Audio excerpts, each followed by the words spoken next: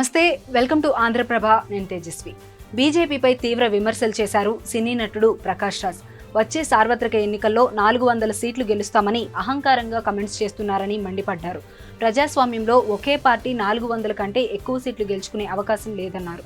ప్రధాని మోదీ బీజేపీ పేరు ప్రస్తావించకుండా తనదైన శైలిలో విమర్శలు గుప్పించారు. లోక్సభ ఎన్నికలకు ముందే ఒక పొలిటికల్ పార్టీ లీడర్స్ 400 సీట్లు గెలుస్తామని ఎలా చెబుతారని ప్రశ్నించారు ప్రకాష్ రాజ్. ప్రజలు ఓటు వేస్తేనే సదరు అభ్యర్థి గెలుస్తారు. అలాంటిది ఓ రాజకీయ పార్టీ, ఆ పార్టీ నేత తమ పార్టీ ఇన్ని సీట్లు గెలుస్తామని ఎలా చెబుతుందని ప్రశ్నించారు. దీనిని ముమ్మాటికి అహంకారం అని అంటారని చెప్పారు. కేంద్రంలో వరుసగా 2 సార్లు అధికారం చేపట్టిన బీజేపీ ఈసారి కూడా ఎన్నికల్లో విజయం సాధించి అధికారం చేపట్టి హ్యాట్రిక్ కొట్టాలని తహతహలాడుతోంది. ఈ నేపథ్యంలో గెలుపే లక్ష్యంగా ముందుకు సాగుతోంది.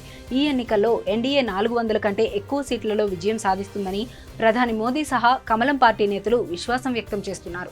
400 సీట్లతో ఎన్డీఏ మళ్లీ అధికారంలోకి వస్తుందని ధీమా వ్యక్తం చేస్తున్నారు. బీజేపీ అబ్కీ బార్ 400 పార్ అంటోంది. ఇది ఎలా సాధ్యమవుతోందో అర్థం కావడం లేదన్నారు ప్రకాష్ రాజ్.